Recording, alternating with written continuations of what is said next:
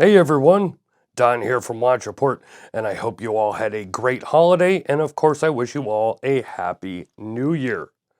On to new watch reviews though, and today I have a brand and a watch that has not been covered much at all, especially here in the US. Epos can trace its roots back 100 years, but the company Epos has been around since 1983. They are based in Switzerland and they are still independently owned. Now, they have quite a lot of models, and even under the Sportive line, which I will be reviewing today, quite a few variations.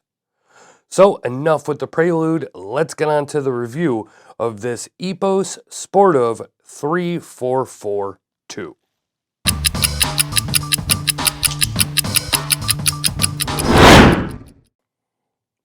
All right, let me get a few things out of the way first. One, I apologize for the lack of the reviews the past few weeks. Right before the holidays, had issues with camera equipment and not easy to rectify during the holidays and everything else going on. So here we are, hopefully back on track as normal. We got a lot of reviews coming up. We of course have this Epos review that we're doing right now. We have a few Swiss Armies, a few ball watches, and a lot more coming.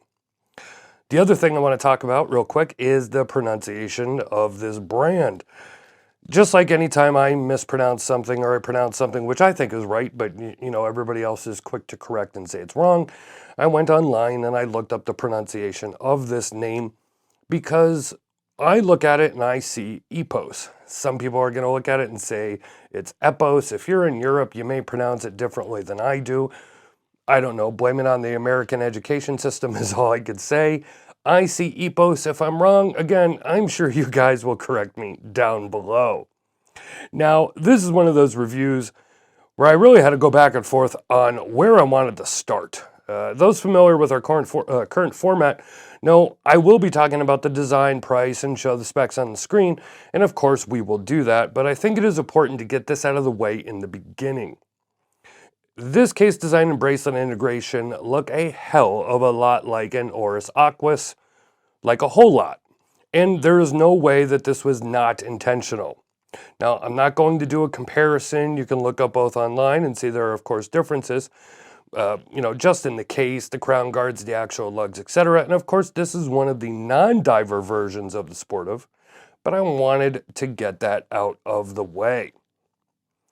So the Sportive I have here is one of many, many versions of the Sportive.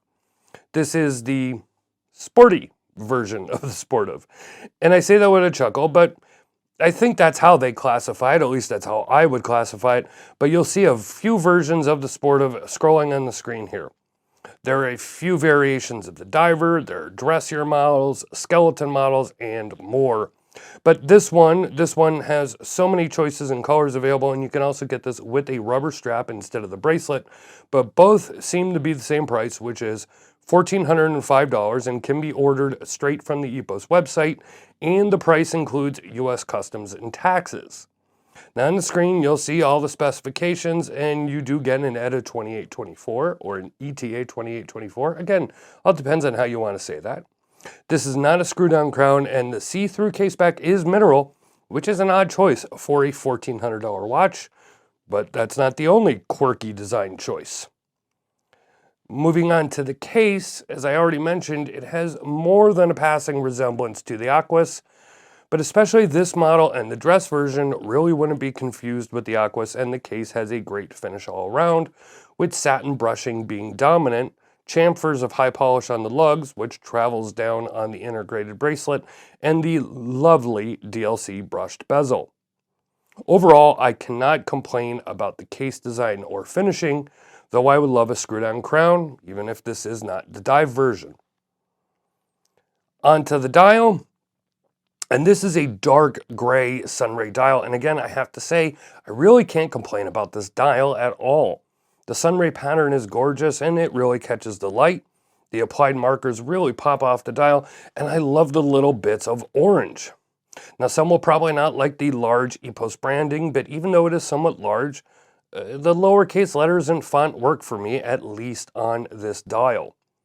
The only thing I cannot make up my mind about is the date color. I'm not sure if I like it as is, or if I would prefer a black date wheel with white numerals. What do you think, or what would be your preference? Let me know in the comment section below. Now, as I said, this is a mineral crystal caseback, which shows off that Swiss ETA 2824. It's nicely decorated, but if you have seen one, you've seen them all, and I would still prefer a solid engraved caseback. But it's time to talk about the bracelet, and listen, it's a gorgeous bracelet, and you can remove it easily with the screws and the lugs, and you're only going to be able to swap it with a leather or rubber strap from Epos, much like the Aquas. But the biggest letdown to me is the clasp. See, Oris has great clasps on their Aquas models, and without both in hand, I couldn't say which bracelet is actually better, though I really love the look and feel of the Sportive. But the clasp it's easy to declare a winner, and it is not this one. This is a generic clasp. There's no other way to say it. It's used by countless brands that we've all seen before, and it made me sigh the first time I saw it. Like literally, I legit went, oh. I wasn't expecting a clasp like, say, on the Titoni I recently reviewed with the innovative push button in the center that releases the dive extension, as that watch was about $400 more, as is the Aquas at retail, depending on the model you're looking at. But something better could have been done here, even if it meant upping the price a little. That said, now it feels fine on my 7.5-inch wrist.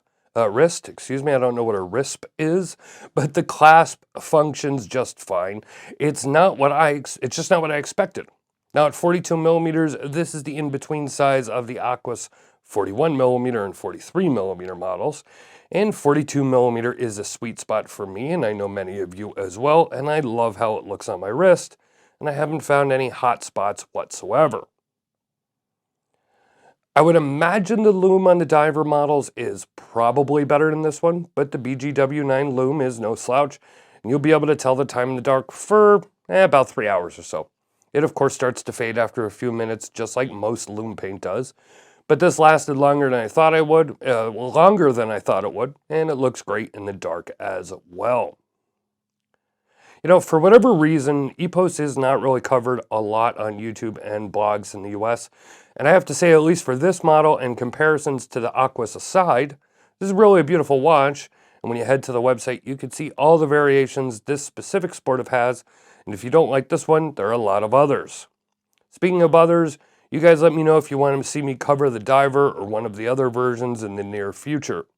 This is absolutely a brand I think has been overlooked, and I'm glad I was able to review it and bring you my thoughts on it here today.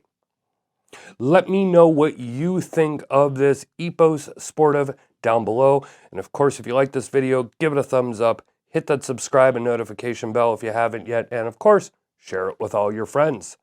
All links are down in the description below. Thank you for watching, and I will see you next time.